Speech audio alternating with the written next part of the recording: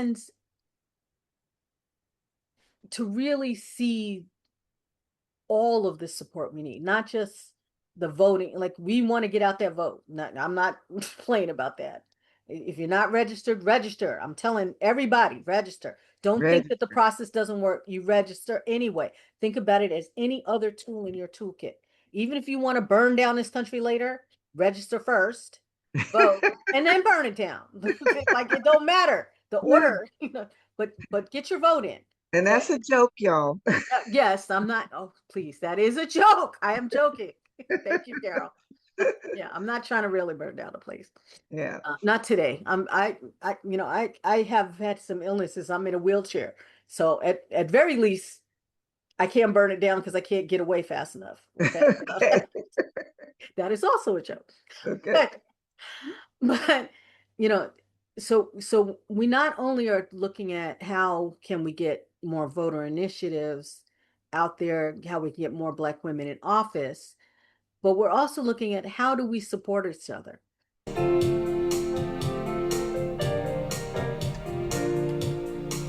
You're like a breath of fresh air, softly blowing spring through your hair, sunlight in the sky on your face, bringing joy and love to this place. Bring joy and love to this place in my heart. You bring joy and love to this place in my heart. You bring joy and love to this place in my heart. You bring joy and love to this place in my heart. La la la la la la la la la la. Hello and welcome. I am Carol V. Brown Jones, and welcome to Gigi United by Love. Gigi stands for grandmothers and their girls, and that girl means their daughters, their daughter-in-laws, granddaughters. We're going to throw in the grandsons as well, and cousins, sisters, nieces, and your good friends too. This is for you. That means all women are welcome here. I focus on the grandmothers because grandmothers are special, right? Most of you agree with me. On this podcast, I will share wisdom from wise women, family groups coming together and getting to know each other better, closing the generation gap. Women and some men with some good business tips for us and things that we need to know about. Thank you for being here, and I hope that you will share this program with your friends and subscribe to the YouTube channel and to this podcast. I'm ready to start. Well, hello, everyone. This is Carol V. Brown Jones, and as usual, I have another beautiful guest to introduce to you. And each guest I bring has a new story that's going to inspire you to look at yourself, what you're doing, what your purpose, what your goals are, and hopefully inspire you to be your best self. Today I have Alma Lorraine Bones Constable. Yeah, A long name, but yeah. we have all reasons why we want to use all our names. How are you Exactly. doing, Lorraine? I am good. Alma. Yeah, no worries. Hi, good morning, or afternoon, wherever you are listening to this. Yes, I'm yes. very pleased to be here, and thank you very much for having me, Carol. Well, I appreciate you being here too. So we are both residents of Washington State. Yeah. And how long have you been in Washington State? Are you born here? Uh, yeah, no, I'm from New York originally. But I've been here now, about 32 years or so. We moved here in 92. So this is home for you. No. You don't feel like It's home a to nice place, but I still don't consider it home. you? Okay. And we can talk about that later. But Well, it is a beautiful place. I miss Black people, and you know, we're here, we're few, but we're mighty, and the women here work extremely hard. But I miss my New York people. Okay. So, From New York City or what part of New York? I we started out in New York City and then we moved out to the suburbs about halfway through my life, Mm-hmm. through my teenage years, and then before coming here, we were in Philadelphia. I went to college at the University of Pennsylvania. So it's yeah, it's been a journey. All right. Well, that's the start to tell us about yourself. Tell us a little bit more. I always like to know what was it that you wanted to be when you were a little girl? When I was really little, I everyone always said I'd be an attorney because I like to argue a lot. Um, and I my whole life has been like a lot of contradictions.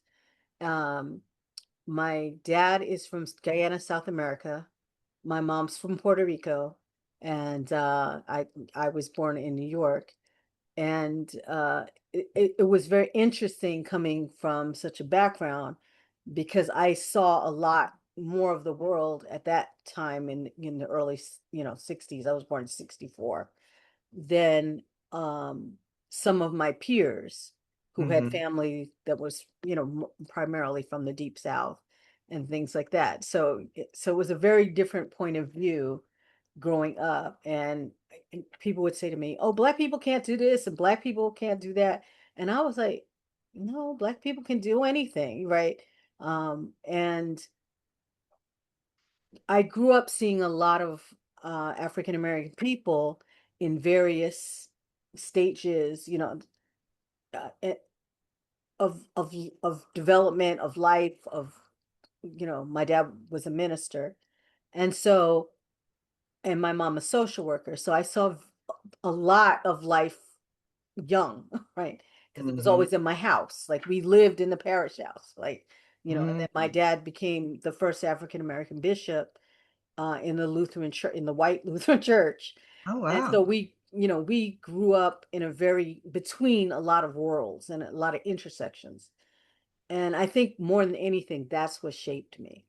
That, like I never had a problem. For instance, the church at that time had a lot of problem with gay people.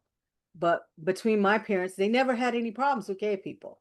They Mm-hmm. were always an integral part of our lives. And so when people would be like, "It's not in the Bible, it's not that," and I was like, just shut up. You don't know what you're talking about. And Mm-hmm. if God's biggest commandment is to love everybody, then what's your problem? I don't get it. Right. And that used to cause me as an adult, it's fine. But as a kid, you're not supposed to talk that way. You're not even supposed to know those things. And Okay. so it was a very different kind of upbringing. My parents didn't believe that children should be seen and not heard. They believed that as long as you knew what you were talking about, you could talk. If you didn't know what you're talking about, you had to sit there and listen, right? And learn. And so it was slightly untraditional. Well, So, that's beautiful though. I mean, oh, that's I loved that's it. a healthy way for young people to grow up to be able to engage in their questions and ask for answers of things they don't understand and not be shut up every time they ask questions that parents or adults feel uncomfortable answering. Yeah, exactly. Yeah, Right. my dad's philosophy was as long as it was respectful and you could ask it over the dinner table, right? He was like, we're not doing any secret room stuff. You ask it at the dinner table and be respectful, and even if I don't know, we will figure it out, right? Mm-hmm. Which was I didn't understand till I got to college how radical that was, Mm-hmm. especially at that timing. That my other friends when I got to college would be like, "Oh no, we can't talk about that," and I'm like, "Why?" Right? It's Right. important. That just shows the difference in where your parents came from. They didn't grow up here in the Yeah. United States with the culture of shutting Black people down and Right. being protective with your children, but not speaking up. The things that our grandparents went through to keep their children safe. Yes. Parents didn't have that. And so they didn't Exactly. pass that on down to you. That's a conversation right there. We'll have and in fact, I've been thinking about, and I'm actually in a class to write a book about that very thing. Hmm. Um, and my whole life, because again, I was born in 64. So that was, kind of post Martin Luther King era, right? Mhm. And just, in terms of my memory, like I don't have the memory of him. Right. But of course, his picture, like almost every other person, black person I know, was always in my house. Yeah. Jesus and Martin Luther King Jr. Uh-huh. Right. Uh-huh. And we were part of that early generation that had to integrate stuff, right? Yes. And we were told, the young, gifted, and black. We that was the attitude. Like we've got to get out there and change the world and make Martin's dreams come true. And at times that was a lot of pressure. Now at 60, I just turned 61. So now at 61, I'm like, okay, so I'm not young, gifted, and black. I'm kind of old, gifted, and black. So now what does that mean, and what kind of legacy and what kind of mentoring, what's my new role in all of this, right? When, my kids don't know those same struggles, but they got new ones that are crazy. Yeah. And as in this particular climate, we're going backwards. That's Yeah. it's something. It is. It is something. I like where we're going with this discussion because I believe that we in our age group, we're older than you, but we have an obligation to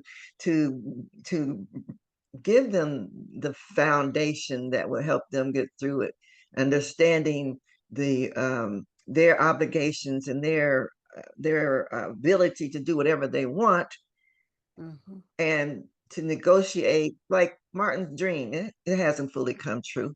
No, it Right, has right. And for them to understand the struggle, they don't understand the struggle. no. I mean, we are I able. wouldn't go as far as saying they don't understand it. They understand it very differently than we understood it. Right? How does that? How do they And understand? and like for instance, my son who just turned 24 uh the 20th of February. Hmm. And one of his things is that he wants to be a psychologist, specializing in young black boys. He's got ADHD, and other things. And he saw me fight for him in school the way my mom fought for me over totally different issues in school. Like, yes, she belongs here. Y'all better shut up and leave her alone. Right? Hmm. Yeah. And yes, she can talk back to you as long as she is respectful, Hmm. because you don't know all the answers or the experiences, right? And Hmm. I would say, when my son was 5, literally he was 5 in kindergarten, the Bellevue School District told me he would never graduate from high school. I'm like, Hmm. he's 5 years old. Why wouldn't he graduate from high school? Right. Like, what? 5 years old, they're gonna say that. Yeah, exactly. So that was a whole different fight, right? And I had the luxury at that point that I moved into the kindergarten with him. I was like, well, this child will not be in this since he's got to go to school. He will not be in this school unless I'm there because God knows what the teacher is telling him. So I Hmm. went to kindergarten with him every single day. A lot of the kids thought I was a substitute teacher. He was the Hmm. only black boy in that classroom. Mm. And again, it was a totally different fight. Like the one day the teachers, we had almost every day we were in the principal's office. And the one day the teacher said to us, um, we're in the principal's office because he was rapping on the playground. And my son knew very little about rap at that point, at 5, Uh-huh. because a lot of it wasn't 5-year-old consumable. Right. And Right. I was like, well, and my mother who was there, she often came with me because I tend to get my mouth gets me in trouble. Uh-huh. So my mother came and she says, well, what exactly was he rapping? Like tell me, what did you hear? And which I didn't even think to ask, right? I was just mad. They thought, Hmm. and she goes, oh, he was going dun dun dun dun dun dun dun dun dun dun dun. Dun. My mother laughed her butt off. She was like, that is the Nutcracker Suite, right? He is rapping Tchaikovsky, right? Like you just need to stop, right? Like just stop. Yeah. And the teacher was like, no, he's not. She wanted to fight over it. And I'm like, that's his favorite song. We had music boxes all over. My mother loves music boxes, and all the Hmm. music boxes played the Nutcracker. Mm. And so that's what he was rapping on the playground. Not that there's anything wrong with rap in the first place, Right. but what the heck? She's judging him based on dun dun dun dun dun dun. I'm like, so why don't you recognize his musical genius that a 5-year-old can do that, right? And it was crazy. It was totally crazy. So as Wow. a result, he sees this and he's like, Mom, there are a lot of black boys that don't have mothers and fathers like I had. So I'm going to make sure they get that representation, right? I love Not that. only because and he gets it that is that was a luxury. We had that Hmm. luxury. My Yeah. mother had that luxury when I was younger, that when we first integrated the schools in New York, in our little section of New York, that she served as a school secretary in the school. Right. Hmm. So she Hmm. was there every day. I was there for the first couple of years, so they got some more black kids. Because at first I think I was one of three, two, wait, three fingers, one of three that first year. And she was like, "Oh no, that's not going to happen. Y'all are be telling lies on my child." Yeah. And that was when I was 5. So, Right. you know, It not reminds me every of my parent can do that. grandson. Reminds me of my grandson, who will be 25 in Hmm. May, was having the same type of experience, being the only little black boy in the kindergarten class, and every day his mother getting a call, every day he's in trouble, and Hmm. he was getting. I went there and started going to the classroom to Yeah. observe. And one thing I observed was that the other kids would tell it on him for any little bitty thing he did, Any little thing. any little thing. Exactly. And so it would came to that the teacher would have them write something up, and it would be like accumulation of things against him. He Uh-huh. said, "No, that's not going to work. No, that's not going to work." Not gonna fly. Like, why are you telling on my child over stuff that a Other 5-year people old can't do. evaluate correctly? You know what I mean? Right. Like, Exactly. I'm not saying you should ever hush their voices, but a 5-year old sees the world differently than a teacher, right? Yeah. And a teacher that's supposed to be advocating for her students Right. in what, who's supposed to be teaching them, literally teaching. I Right. don't get it, you Yeah. know? Well, that's an interesting concept. When I moved to here to Washington State, first in Seattle and then migrated to Tacoma, Yeah. um, I was always I was in minority for sure. I grew up in a neighborhood, Dayton, Ohio, where my whole school was black. My whole south part of the town was black. My high school was black. But then to come here and many times be the only black person in the room. In the room, yeah. Fortunately, when I started working at the VA hospital, the chief dietitian was black.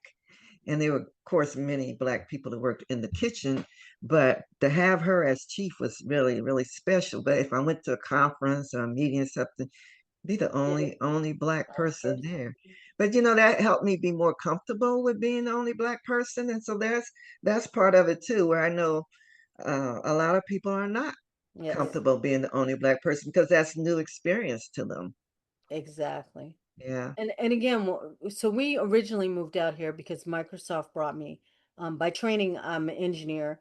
I studied AI as a teenager 40 years ago at the University of Pennsylvania. I was the first. I did it as an individualized major. They didn't even have a department or nothing. And so Microsoft then brought me out to work for something. It's kind of odd to me now when I think about it. So at that time, computers were fairly new, in late 80s and things like that. And as a student, they delivered all these lovely computers to my school, and nobody to the administrative offices, and the secretaries didn't want to use them because uh, as we're hearing now with AI, it was going to replace jobs, and so they didn't want to do it. Hmm. And so I, with limited vision, permission rather, I opened the boxes, I set them up, and I started teaching informally. And the administrative assistants and secretaries at the time were mostly black women. And I was Hmm. like, no, this is how you demand more money, right? And they were like, what? And I'm like, yeah, so you're gonna learn the word processing, and then you're going to tell them how you need a pay raise. And I worked as a work study student in the provost office, and they were like, "What are you doing?" And I'm like, "I'm going to make sure that these women make more money." And they Mm, were like, "Okay." So eventually I ended up being the person that taught. I taught over the provost when he saw the success of this. They made that my job, right? I was mm, just supposed to be there typing papers and running people around. mhm, And as a result of that, I learned WordPerfect really well, and I opened my own desktop publishing company. I was still in school, so I was maybe 20 when I opened that business to type students' papers, because at that time they had to be typed, and a lot of students didn't know how to type. We were still using typewriters. mhm. And so I would type papers, and then and they were stored because that's what the first thing that you can do on a computer is that you don't have to type each page. I don't even know if Right. everybody understands typewriters these days, but Yeah, right. it was a one and done kind of thing. If Right. you wanted more, you Call had it to make word a copy. processors then, word processors. Right. Call the word. And so and the brilliancy of our business was that we would give people a piece of paper that said, "This is where your paper is stored." Mhm. Okay, so if you should ever have to make changes, you find a typo, whatever, the professor says, whatever, you just bring it back and we'll reprint that page for a little cost, but still, it was better than paying for the whole page to be retyped. Right. And the unexpected customers that we picked up, and I'm gonna call a spade for a second here, so you can bleep it out if you need to. The white fraternities were constantly recycling these papers. A lot of them were never writing their own papers. They would have the kids, the boys in the fraternity, just take, and this was going on when it was even typed on typewriters. They would just retype old papers. So Mhm. we ended up with a lot of customers who would bring us that storage, the paper with the storage on it, and Mhm. say, "Okay, so I need you to change the first page so it says my name. I need you to move around a couple paper paragraphs so the teacher won't recognize that this is the paper they read last semester." Mhm. So we made a fortune just doing, well, a fortune, a tiny fortune, just Uh-huh. doing that. And I was like, "Okay, this is an interesting business." That was not what I was expecting, but it worked out.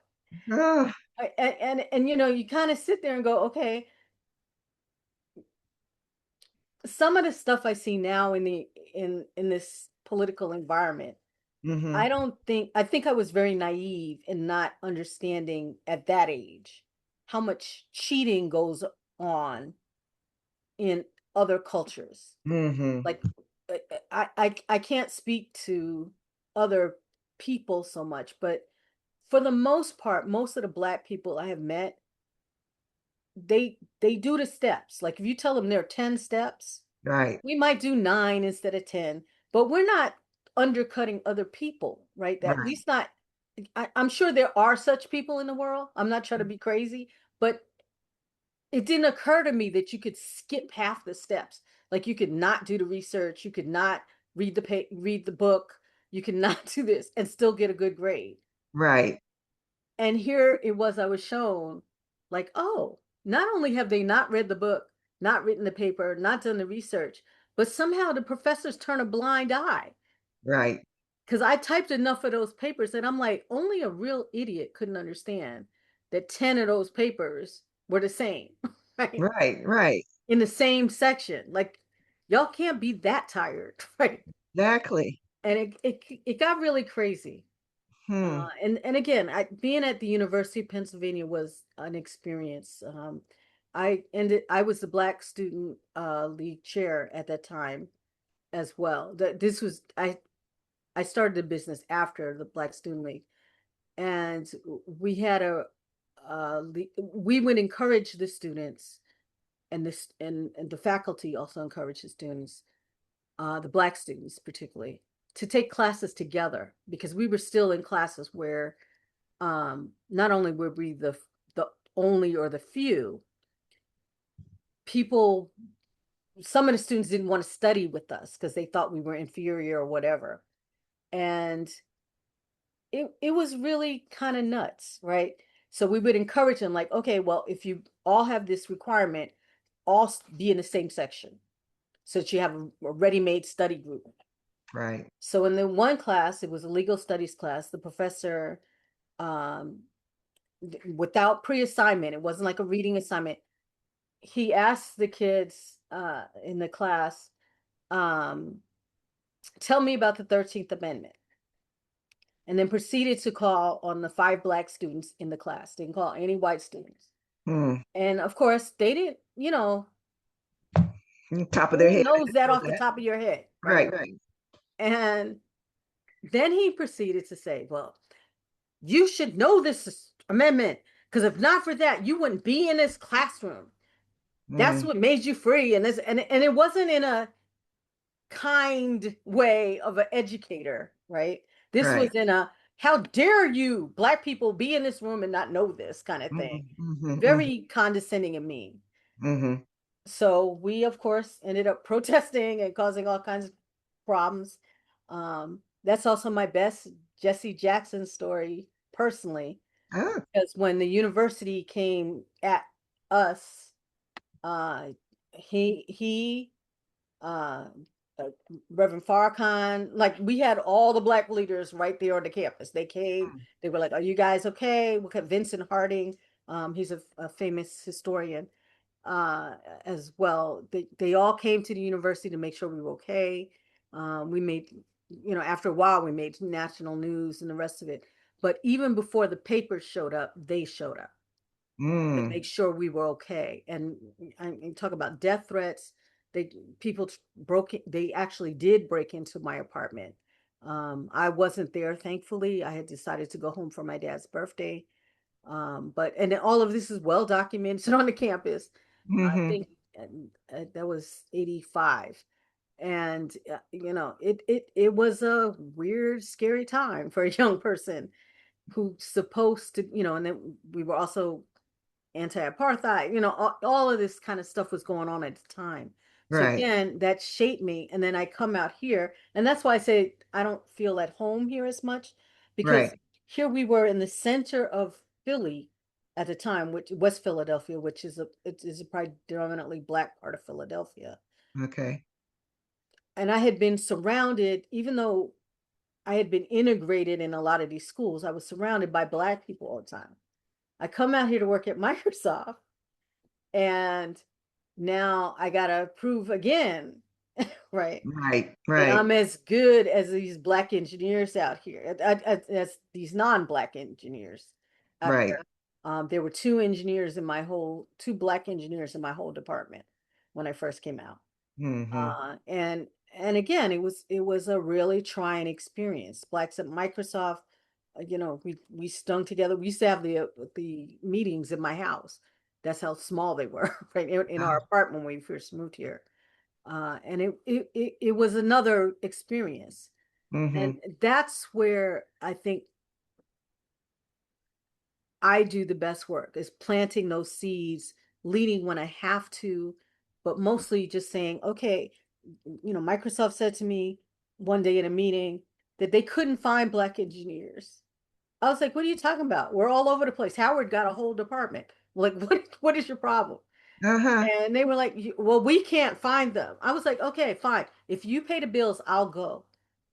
And so they were like, uh, yeah, and I'm like, so either you mean what you say or you don't. And so they Right. sent me. I visited all the Black campuses. I went to Xavier. I went to Howard, like all of them, right? Mm-hmm. And I talked to the deans. I was like, hey, this is how we get Black engineers out here. And so that's how we doubled, and we mentored them once they got here. Some of them was I had to actually talk to their mothers, because they were like, we ain't sending our children out there, all the white people, you Mm-hmm. know. Mm-hmm. And I was like, okay, on Sunday nights, they will be at my house for dinner, right? Right. I will take care of your child. Anybody calls, and I'm not but 2 years older than some of these kids. That's all right. It was, They knew you. They trusted you, and but that's at that point, it's the only thing you can do. Because right. I wouldn't send my child. I mean, I feel it now as on the Yeah. other end, Right. right? and that kind of is what we're trying to do at Win with Black Women as well. Is Mm-hmm. is Win with Black Women is an organization that started. We're about to be. Let me. We just celebrated our 5th anniversary, and the organization was instrumental in helping Ketanji Brown, Judge. Let me say it right. The Honorable Judge Ketanji Brown, uh, and supporting her through that whole Supreme Court craziness as we Mm-hmm. saw and how they attacked her. Um, and also, we worked our butts off for Vice President Harris. Yes. And, we did the best we could and we showed up. Yes. And, Yes. Yes. and at this point now, what we're doing is trying to localize on a state level as well. Because first of all, Black women could use some support in this lovely situation we have ourselves in this country at this time. And to really see all of the support we need, not just the voting. Like, we want to get out there, vote. I'm not playing about that. If you're not registered, register. I'm telling everybody, register. Don't think Red. that the process doesn't work. You register anyway. Think about it as any other tool in your toolkit. Even if you want to burn down this country later, register first, vote, and then burn it down. Like, it don't matter the Yeah. order, but get your vote in. And Okay. that's a joke, y'all. Yes, I'm not. Oh, please. That is a joke. I am joking. Thank you, Carol. Yeah, I'm not trying to really burn down the place. Yeah. Not today. I have had some illnesses. I'm in a wheelchair. So at very least, I can't burn it down because I can't get away fast enough. Okay. Okay. That is also a joke. Okay. But but you know so we not only are looking at how can we get more voter initiatives out there, how we can get more Black women in office, but we're also looking at how do we support each other. So for instance, in a state of Washington where we are few but we are mighty, we still got kids that are hungry, right? So how do Right. we make sure that all the kids get fed? Right. How do we make sure that I think the number now is 600,000 Black women, or maybe it's 60,000. I'm sorry if I've got that number wrong, lost their jobs in 2025 alone. How do we support those families? That's Yeah. serious stuff, right? And Right. those of us who can help. Those of us who can't can learn how to receive, because I know it's some other day you were helping and I've been helping. My husband also lost his job. He lost his job in 2024. Thankfully, we have a new job now, so things are doing better. But, Mm-hmm. you know, there are times when you got to say, hey, I need some help. And there are times when you can give the help. And there are times when you can stand in the gap and just say, hey, girl, it's going to be okay. Right. you know so we're really about support. We're about how we can uplift. There's some days you just need a shoulder to cry on. Sometimes things are bad, right? Yes, that's true. It's not. And you need a friendly shoulder. You don't need somebody saying a stiff upper lip, pull their strap, but sometimes that doesn't work. Right? Right. Hug, Yeah, even you if need it's the hug. one hug. Yeah, That's it. it's So we're true. here to provide that hug, that love, that you are just fabulous. And today may be tough, but tomorrow is going to be okay. And if it's not tomorrow, it'll be the next day. It's Mm-hmm. coming. It may not come, uh, like I said, my life so far has been a lot of that living Dr. King's dream in some ways, right? Helping fulfill that. Like, he Mm-hmm. didn't get here with us, but he knows we're going to make it. Yes. And I need, we're not going to get there. I hope we get there in my lifetime, but it looks like that might not happen.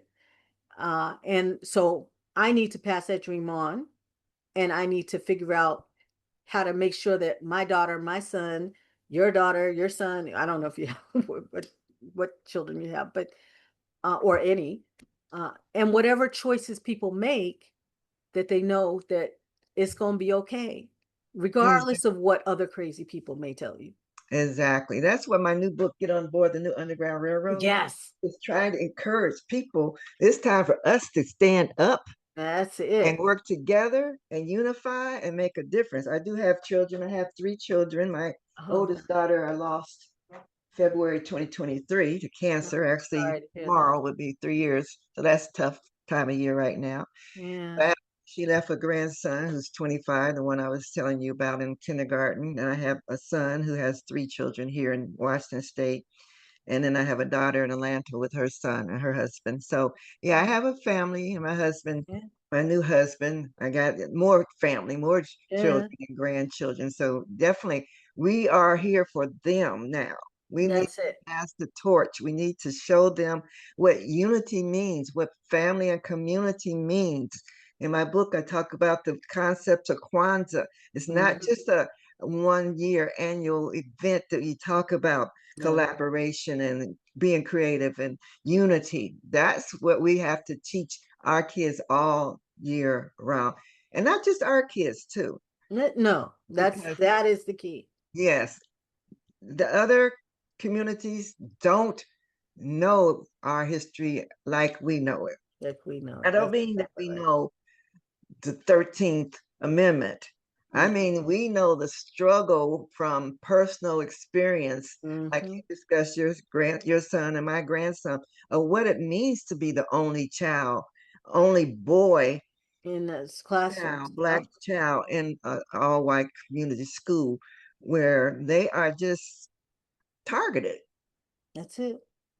And hopefully that's changed some, but I don't think it's changed totally. But that No. still isn't a situation that happens too often. And so, yes, we do need to come together as Black women and support each other and our families That's it. and um, bring our uh, supporters from other culture in as well. So Mm. when I talk about the Underground Railroad, it was all kind of people People, yeah. that believed and know that slavery was wrong and that people need to be supported and helped That's along the way. And that's what it was. And so, yeah, I love the women with Black women as being a way to gather our strength, our commitment to each other, our support for our communities. So definitely, that's a exactly. great opportunity. I'm You glad know, to we be. meet virtually on the second Wednesday of most months. So, I invite Black women, and Black women, we don't care if you're a trans woman, we don't care if you identify as a Black woman, then you are welcome to join. But we do keep our meetings, we do have joint events where everyone is welcome as well. But our Wednesday meetings are for the support of Black women, and those meetings are for Black women only. Mhm, Otherwise, we're about to do a number of um, collective works with other organizations. That'll be announced from the national level. So I'm not going to speak on those specific events at mhm. this time, but listen out because they're coming, and I'm really excited for some of them, yeah, especially some of our voting initiatives. Mhm. Um, but again, family is family, right? Yes. And we do understand that, and I think too, and this is like people come from different places on this, but so many non-Black people are raising Black children, and especially out, where we are in Washington, you have a lot of blended families. You have a lot of families that are, multiracial, multicultural, all kinds of things. And those families need a support too. Um, and and how do we support not only those kids, but the moms, the dads, everybody trying to raise a healthy child, which Mhm. I think is the goal that, most parents want. Yes. Sometimes we don't agree with the methods, but I think we all have a very similar goal in that we want our kids to be happy when they grow up. We want them to be productive, to find work that they love. we may not understand it. I must tell you, when I first told my parents that I wanted to study artificial intelligence in 1980, they were like, "Girl, you're supposed to be an attorney." Right? I was like, "No, these computers look like they hold promise." And so my dad, he did, my mom too, they stood behind me for it. But they were like, "Girl, you gonna be unemployed and living in our house the rest of our lives." And in the end, I moved them out here, right? So it worked Okay, out for me. But great. it's very hard sometimes, especially when there's a merging thing. If you had told somebody 20 years ago that you were going to be a podcaster, even, they would be like, "What?" What's that? Yeah. So sometimes we have to really broaden what we think of as not only success, but where the dreams lay, you know. Hmm. And here you are, you got books, you got, I just love your work. And again, several years ago, would you have even thought of these kind of things that you're doing now? No, I wouldn't have thought about podcasts. Books, my first one I wrote in 2013, Yeah. and the next one was 2022. Um, the third one, last one was just last year, and I use AI to help me do that. Yeah. Talk a little bit about AI. People are afraid of AI. You have been there when we didn't even know it existed. What do you see as now is important for people to understand? I think there's several types of AI. And I think the first thing that people need to know is that you've been using AI for a long time. You just didn't know it under that name, right? Right. So, in terms of the computer generated stuff like the chat GPTs and things that people are now talking to and using as an information gathering place. Mm-hmm. Um, this is just like Google on steroids, right? Right, You've been right, asking for queries a long time. right. We had asked Jeeves back in the day. I'm probably showing my age, but there's been all kinds of searches for that generative type AI. Mm-hmm. My specialty was more in robotics and that kind of thing. And even that, like a lot of those arguments came from the late 80s, early 90s. Like, what does it look like to have an uh, automotive, that's what I'm trying to say, car, built that is not built every piece by a human being, Mm-hmm. right? And that's been happening a long time. We're just now doing it a little bit differently. Um, and there are lots of opportunities, right? Now, should everything that's going on is not good, but it's also not automatically bad, right? Mm-hmm. So the I'm trying to think how to put this properly. Even if we think about the car, let's just go back that far, right? Okay. Um, People were afraid that women would die in a car because women were not supposed to be driving at that speed, like that if you were walking to women were to walk or ride a horse, right? That a car was too fast and that the population growth would go down because that would mess up our inside somehow and we wouldn't be able to have children. I never That's heard that. Oh, honey, there's all kinds of lovely things that people believed at one time because Uh-huh. they just didn't know. Right. He just didn't Now, know. have there been more car accidents than horse accidents? I don't actually know, but I would say yes, right? Is traffic a bear? Is it harder to get places? You might get there faster and slower at the same time, right? Right. Right. Than you would on horseback. So Mm-hmm. there's all kinds of things that are going to be bad. Were cars bad for the environment? Yes.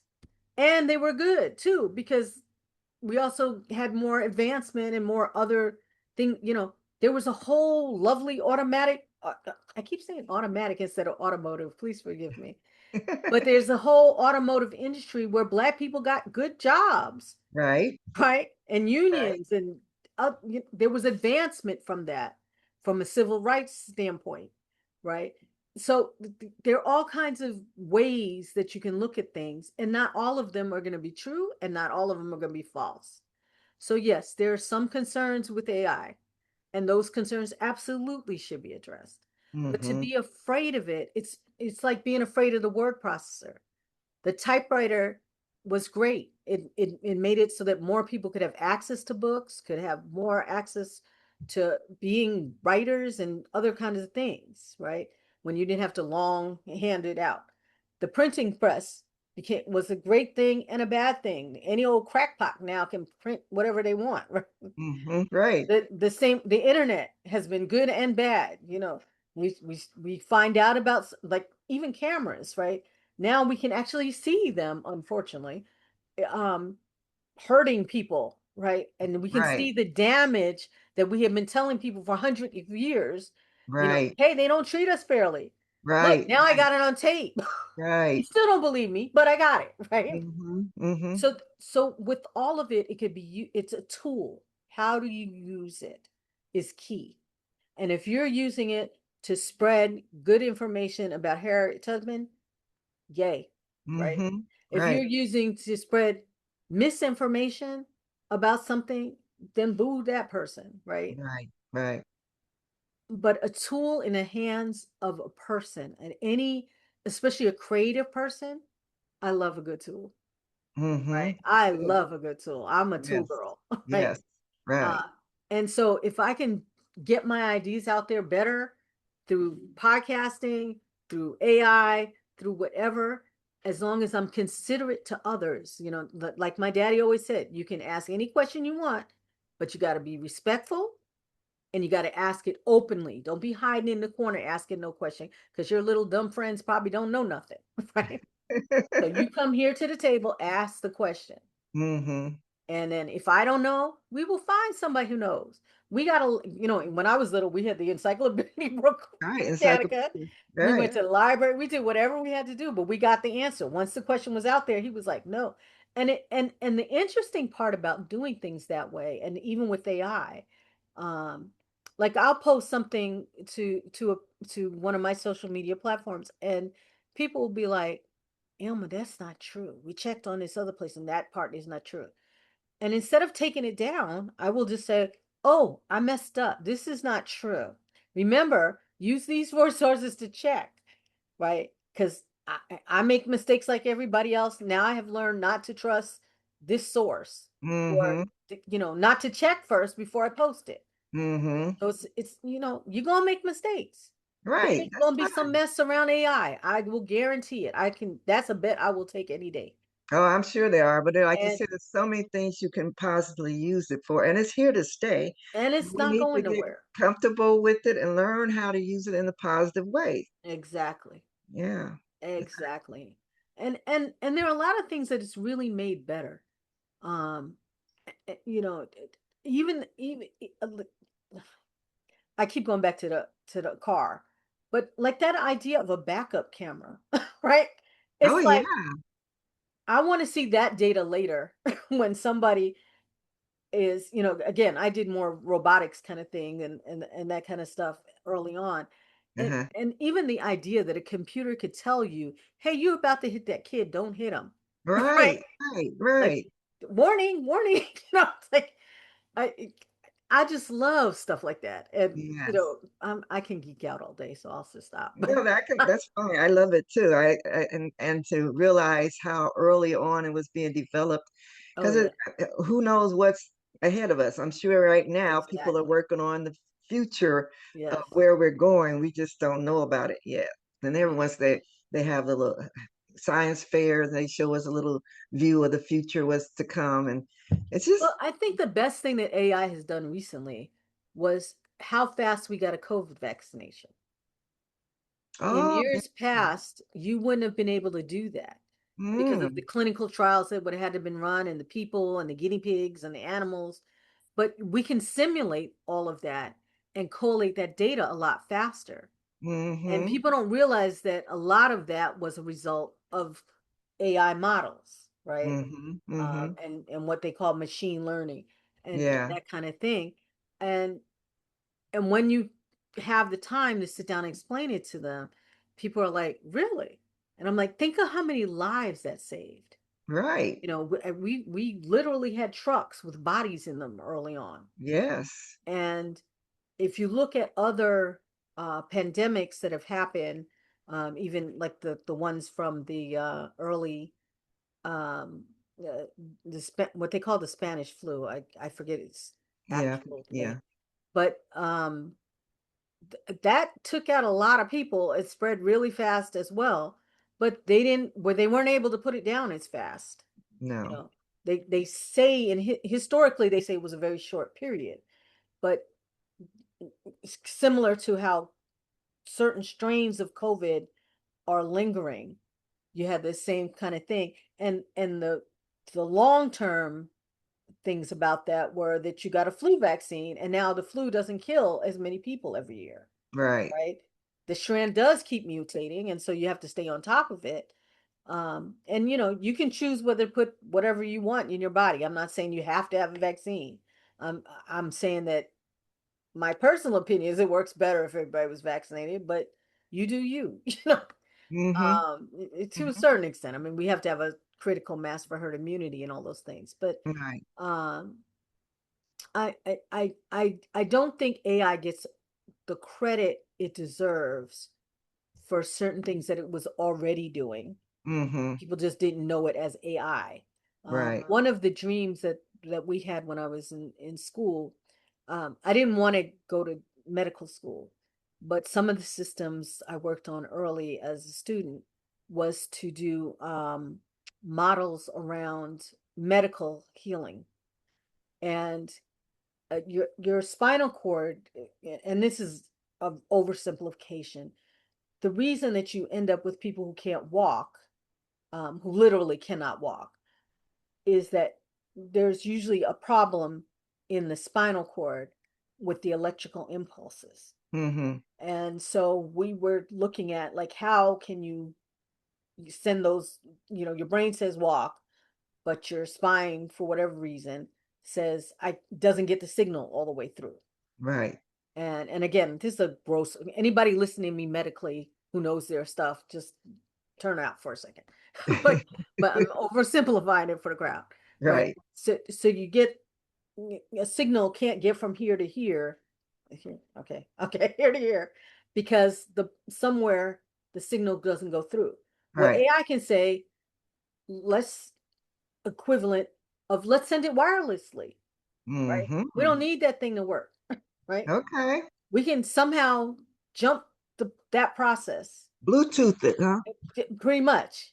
Yeah. And and and there are people now who couldn't walk, especially they're doing a lot of work with veterans, especially who were, you know, uh ca- not casualties, but who had injuries from war. And they have equipment that simulates a spine for them, and they're walking again. Wow. Right? Now they had it's a big electrical thing on their body, but Yeah. you know, it eventually think even for myself, I had a stroke several years ago, and so I have some I've recovered basically from the stroke, but Mm-hmm. as a result of the stroke, I get brain seizures. Uh-huh. So I am currently, I don't know if you can see it on here, but I'm currently in a wheelchair. Okay. Mostly because they're afraid of me falling. I'm a high fall risk. Uh-huh. However, with some of these therapies and other things, I can still manage a lot of my life from this chair with Mm-hmm. Zoom and the rest of like I can have this conversation with you. I wouldn't have Right. been able to get here today.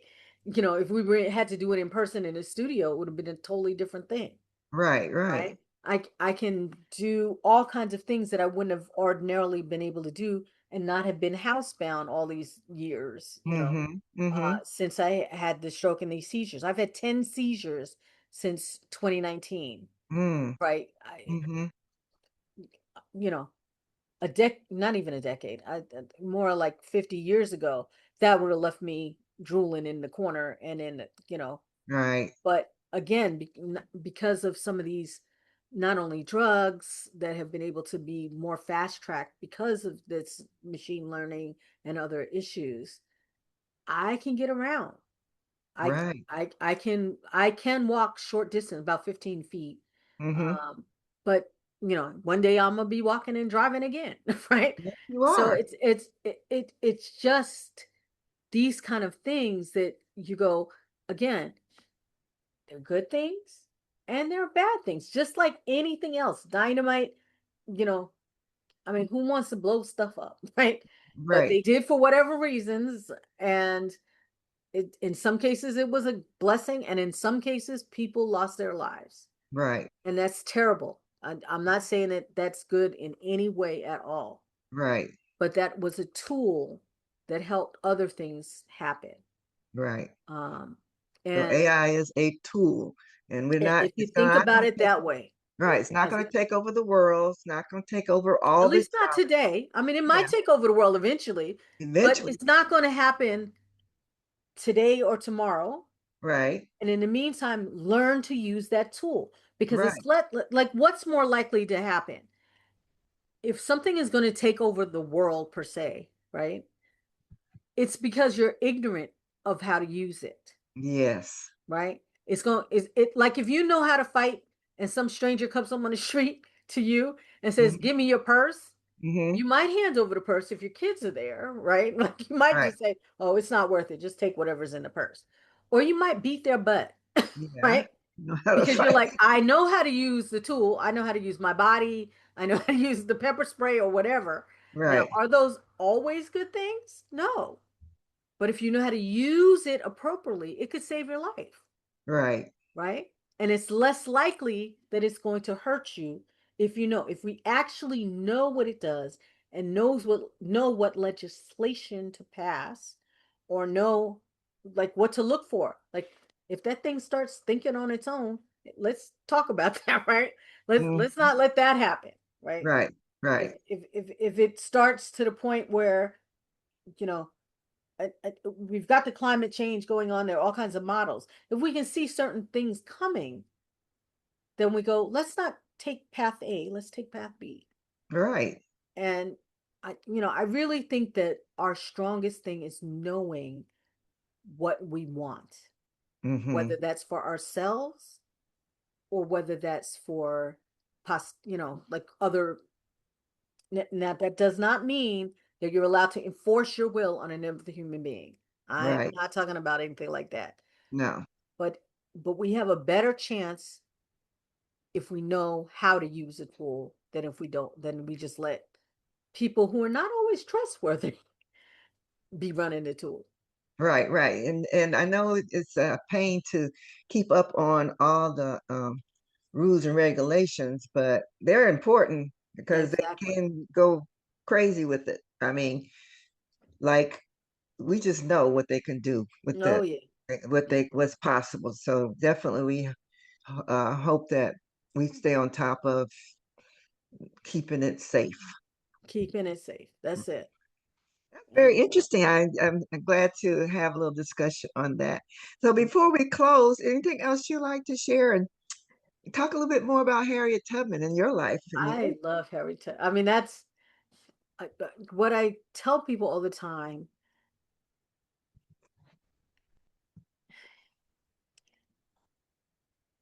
Being black in America is its own thing, right? Like it I'm trying to think how to say this nicely. It's not always easy. It's No. fun. We hold each other as much as we can. But sometimes you just have to get down and dirty, right? You have to just say, I am not taking this and I am going to fight. I always like to tell people we're going to resist. Mm-hmm. And resistance looks different to different people. You figure out what looks best for you. In my life, I have planted a lot of seeds. Um, I, you know, I think that given the opportunity, people will kick open whatever doors they need to, for themselves and for others. And the thing I love the most about Harriet Tubman is that first she set herself free, right? She was like, Right. okay, I got this. Now, how am I going to help the next person? Right. And what she did was she worked the Underground Railroad. She was like, okay, if it needs be, I'm gonna shoot your butt because we got to get going. Like, Mm-hmm. she didn't just stand there. Now, for some people, standing there is the right thing. I'm not condemning anybody who chooses that. I'm gonna watch the gate for y'all. Y'all run. Right. I'm gonna Right. watch the gate. Okay. Right. It's not my time to run, or I may never run. I may die right here. But that's what my work is. My Exactly. work tends to be, let's kick open the door and run, right? Like, we all gonna run, and yes, I will shoot your butt, right? Like, that is my model. Like, Yes. you ain't moving fast enough, and we gotta go.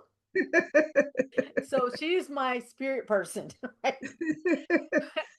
But I have no problem. Like, my daughter is not like that at all. She's like, I will hold this gate. I will. My daughter loves to build things. She's a builder.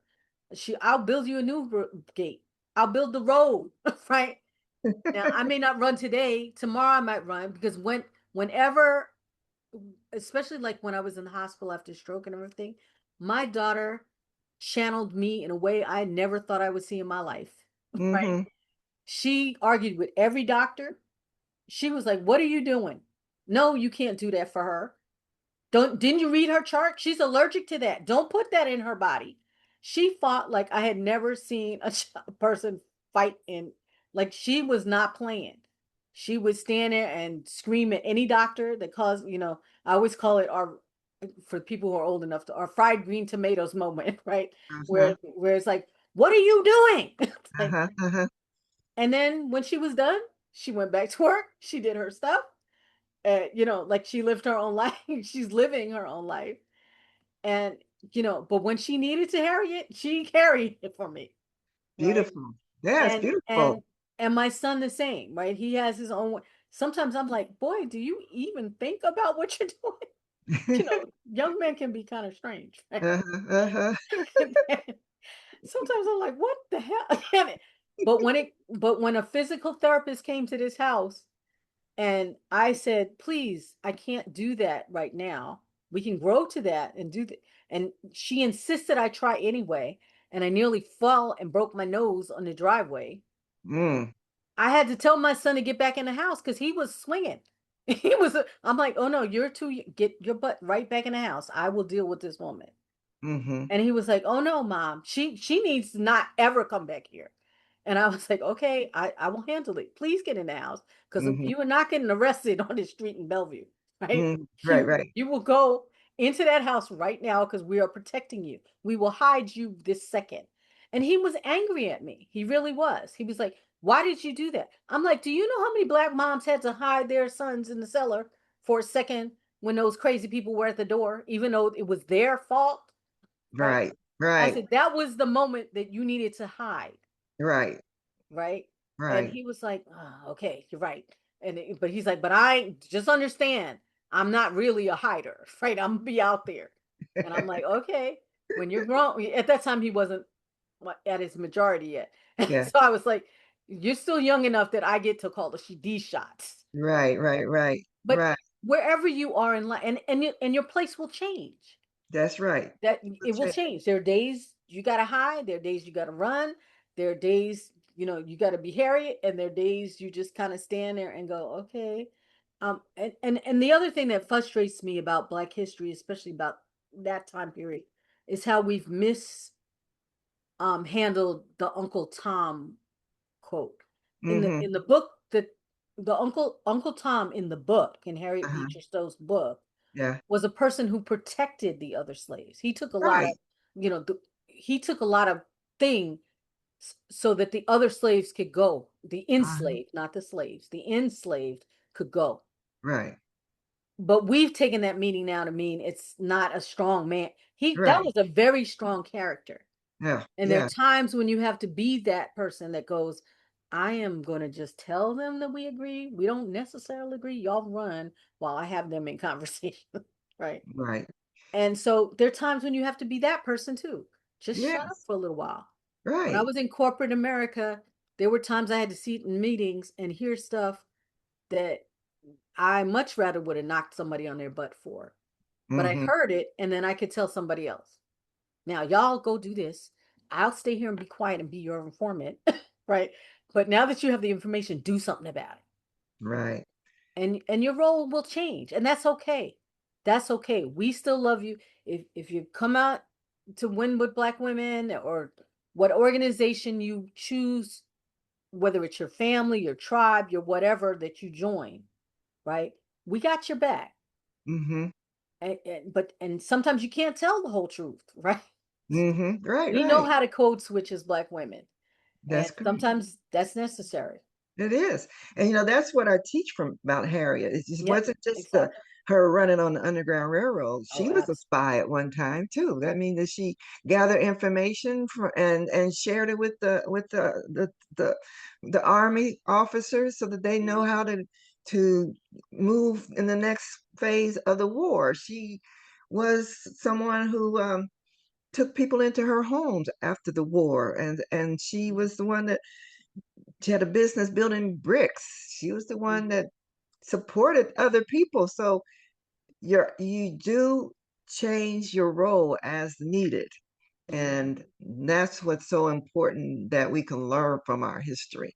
We Yeah, learn that, and these days, Black History Month has gotten to be diluted so much yeah, that you get the same names with the same little bit of information about those people, when there's so many people so many. who have done, and are continuing to do significantly historical things that make a difference in our lives today. And so, yeah, definitely, I'm happy to be a part of Win with Black Women and share our history as much as Thank possible, so that we continue to encourage our young ladies to know that they're standing on shoulders, you. Mhm. great shoulders, and they've been, um, I don't know how to say it, but those shoulders give them a little head up on what they can do next. That's it. So we're not dealing with what Harriet dealt with anymore. We're dealing with what we're dealing with today, but we still need that courage. We need that tenacity. We need the compassion. We need the love for each other, to unify effort, to go forward and move forward from here. That's it. Yeah. That's exactly it. And to know that until you get there, we got you. Yes. Right. I remember my daughter once said, because we, as much as possible, we raised her in community here. Mm-hmm. The Black community is, it's not like every single person on the street like it was in New York, Yeah. for me, or or even Philadelphia. But we made sure she had a community. We were part of Jack and Jill. She joined, different organizations throughout time, depending on where she was, so that she could not only get the history, not just from us, but from other aunties and uncles as well. Mm-hmm. And one day she sat here and she was just very melancholy. And I was like, Camilla, what's going on? And she was like, I'll never be as great as you and the other aunties. And I was like, girl, what you talking about? And she was like, and she poured her heart out. And I was like, I felt the same way as a little girl. I really did. My parents had done so much in the community. They were well known. Both of them had it first. My mother went to Columbia when Black women were not allowed at not Bernard at the time, when Black women didn't get Ivy League educations, and all this other stuff. My dad had, he come from a small town in Guyana, South America, and had gone on to get his master's at American University in Canada, in Waterloo, and so he had all these degrees. My mother had degrees, and I was like, oh, now what am I gonna do, and how am I gonna do any of this stuff, and how am I gonna, you grow into it. You Right. grow into it, and wherever you can lead, you lead from wherever seat you're in, and if you can't lead, you teach. In a different, not, teaching from a, like, I don't want to run this thing, but I will come and I will tell a story. That's the kind of teaching I'm talking about. Or I'll go into a church and teach Sunday school today, or into a mosque, or into, wherever you are. whatever spiritual practice or non-spiritual practice you take up. I will teach people to deep breathe instead of knocking somebody out. Or I will teach some people to knock somebody out if they need it. Right? Mm, Wherever mm, you can be, I think it was Booker T. Washington is put down your bucket where it may, where you are. mhm. And wherever you are, just share you from the heart. And that's enough. That is, you don't have to do more than that. Right. You don't have to be infamously famous through time. No, You no, have to just help the people around you. exactly. Because, So and we're going to end with this. This is a yeah, beautiful I'm sorry. I don't conversation. want No, I no, don't no. want to go too far behind time. I love what we're talking about. I just want to hone in on what you just said. Because if you think about it, Harriet did not know she was leaving a legend. No. She was going from her heart to do what she knew was right. First, Mhm. save herself because she knew she was worthy. I say that's That's it. self-love, that she believed that she deserved to be free. But then she went back for other people. But when she was doing it, it was just because she loved them and she wanted them to have the freedom that she had, not Exactly. knowing she was going to be celebrated 150 years after she died, That's it. So thank you so much for all that you Oh, shared today. I enjoyed it immensely. Thanks for having me. Yes, I have enjoyed it too. And we will continue to share what with Black women is all about in the community and activities that are going around and supporting Yeah. our girls and our young men and all of our children, Mm, because that's what's been missing. I think The so. children of other races don't have the background knowledge or the experience of that we have been passed down to our grandparents and parents of what life was and what we have contributed to this country. And so we have to educate everybody. The ignorance is a problem in this Yeah, country. absolutely. And today's environment is Which really is really needed. sad because I think that we have more tools than ever Yes, to educate ourselves. yes. And, what I would love to see is more things like Schoolhouse Rock and, educational things that could reach the kids where they are. Um, Yes. like some good video games, even some great black anime, the things that kids are into already. Mm-hmm. I would love to see that, and we are working with a group of people to try to bring some of those things about, um, because I don't think they're uh, I don't want to say ignorant exactly. I don't think they don't know. I think they're not sure of the next step, Mm-hmm. because in ways they are comparing themselves to the people they hear about in Black History Month. They're not hearing enough about people that did the ordinary work. And I hate to say it that way, but I hope you understand what I'm trying to say. Do. That the people that we talk about Martin Luther King, but Jr., but we don't talk about all the support it took to do that. We talk about Kamala Harris, but we don't you're not seeing the hundreds of people behind the scenes that were sending the emails, were you know knocking on the doors, that were making the phone calls, that were doing the things that needed to be done. Mm-hmm. And those names are not necessarily going to go down in history. Right. The podcasts, the memes, the flyers, the everything. And Right. all of that is what it takes to move the cart even 1 degree, right? Yeah. Yes. It's all that background work.